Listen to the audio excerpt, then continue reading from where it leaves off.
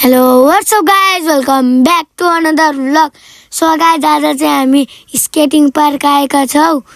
यो चाहिँ हाम्रो थर्ड टाइम हो अनि चाहिँ हामीले त्यस्तो राम्रो खेल्न चाहिँ आउन्न, तर हामी चाहिँ धेरै पछि खेल्न आएको.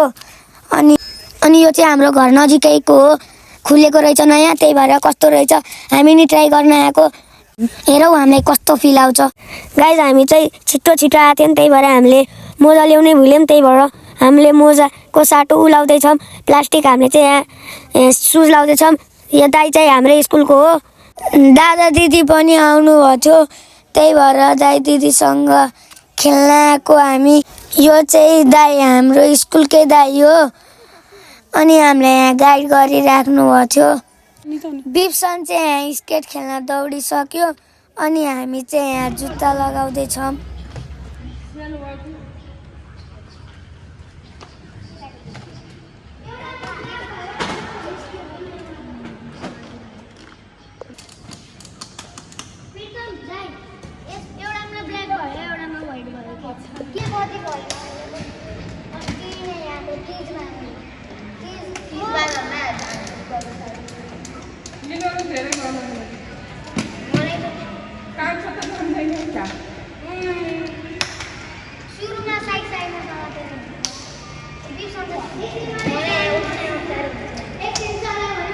चाहिँ फर्स्ट टाइम चाहिँ मामा घर जाँदाखेरि भाइहरूसँग गथ्यौँ अनि पछि पनि हामी चाहिँ सेकेन्ड टाइम पनि वही मामा घर खेलेको.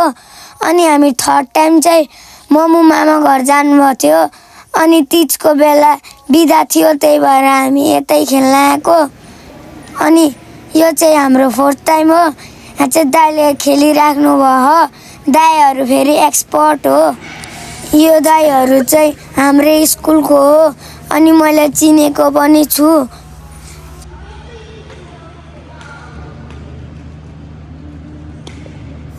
अनि भाइ चाहिँ लडे नि. मलाई चाहिँ यहाँ दाइले हात कहाँमा छोपेर पुरै हेर्नु त. मलाई चाहिँ मजा आयो त्यसरी खेल्न गाइस.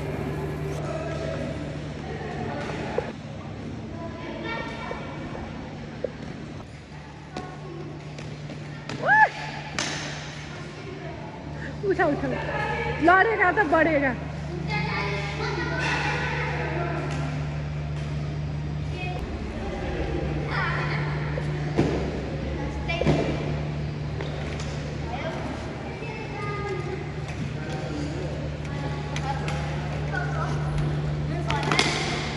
यहाँ चाहिँ सफल पनि लडिसकेका थिए. म मात्र यहाँ लडेको थिएन, म पनि लडेको थिएँ तर यहाँ भिडियोमा आएको थिइनँ.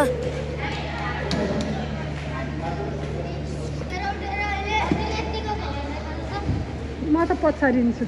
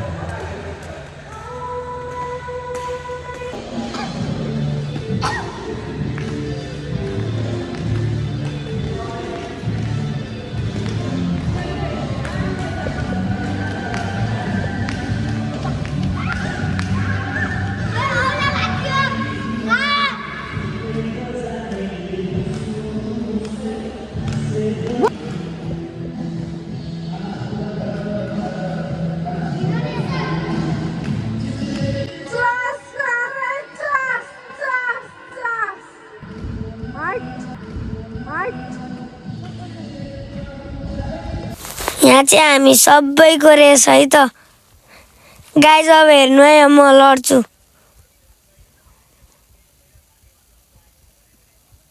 यहाँ चाहिँ भाइले मलाई धन्न लडाइदिएका म चाहिँ बल्ल बल्ल ब्यालेन्स हाने देख्नुभयो गाइस म जादु मन्त्र हानेर म लडेँ यहाँ चाहिँ सफल र बिप्सन पनि हात समातेर स्केट खेल्दै थिए सफल चाहिँ सेकेन्ड टाइम आएका रहेछन् सफलको दिदी पनि धेरैचोटि आउनुभयो रहेछ 4-5 चोटि अब यहाँ सफल पनि लडे हामीलाई चाहिँ यहाँ थकाइ लाएर सबै बसे थिए गाइस हेर्नु न बिप्सनलाई म हारेँ भने मेरो आइडी बिप्सन गोरेके यति मेहनतले बनाएको त्यस्तो बाबालाई आइडी अनि खेल्ने भनेर सुरुमै कुद्छ म उठ्न नपाउँदै